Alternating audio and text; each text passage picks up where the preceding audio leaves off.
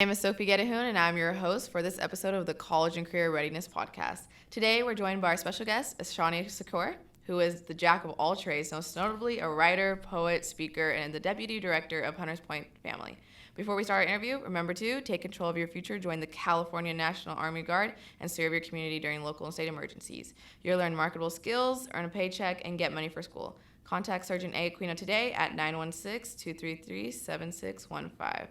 All right, so let's go ahead and get started. So, hi, how are you doing today?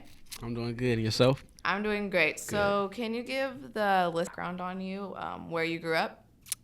Sure. I grew up in the Bay Area in a city called Richmond, California. It's a small city, about a population of 100,000. It's a city most known and stigmatized for violence and poverty. All right, so how did growing up in a neighborhood like that affect you? It affected me tremendously because, in fact, I was actually indicted on old charges that I wasn't even involved with anymore. So it wasn't like they arrested me on something I was doing currently. I was inactive in the streets at that time because I wanted to be there for my son. I wanted to change the stigma and the in a generational curse of lack of fathers that's been embedded in my own family. So that is what was different with me with going to prison, is knowing that I have a week-old son that I have to fend for. And right now, I mean, not right now, but at that moment, I was disabling as it relates to fending for my son, and that gave me more of a purpose in life to want to change. So upon your release, I know we talked about that you had a plan. So can you go in depth on that plan and how you executed it? Sure. So during my incarceration, I, instead of like asking for money to be placed on my books when I was incarcerated, I would call home and ask for books and information on certain things. And one of those things was college. I wanted to learn more of how the college process worked. I knew that by the time I get released, I was going to be, 25 or something like that when I got released from prison. And I wanted to see, like, okay, am I able to go straight into a 4-year institution or what? So that's when I learned that, community college. I learned more about how the community college process work and how do I apply, how long does it take to be able to transfer from community college, what's considered transferable units versus non-transferable units, what is the requirements to be able to transfer from a 2-year institution to a 4-year institution, all of the above. And I would study that immensely. I would study, the different majors that was available. And I started studying, or giving more thought to what type of career I wanted. And I wrote a timeline. And in that timeline, I wrote down, each year that I wanted to have certain goals accomplished. So I knew that, okay, it'd take me 2 years to graduate from community college. So I knew I was going to get released in 2012. So 2014, I had a big star by it, meaning that I should be graduating from a community college with my AA degree, and I should be graduating from a 4-year institution in 2016.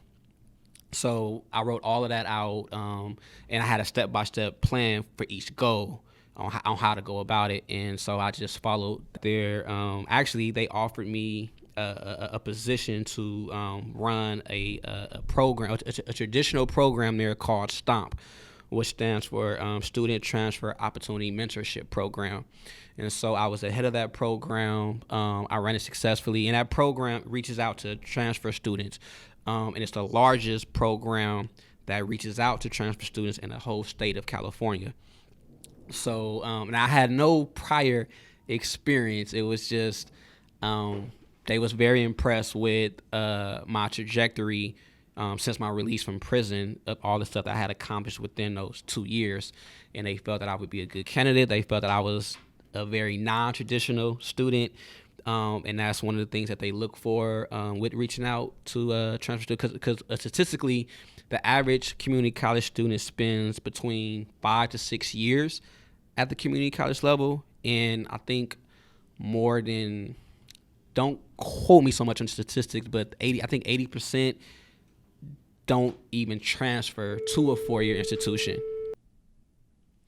All right, so sorry to put you on the spot, but we all know you're a poet. So can you go ahead and spit something for us today? Sure.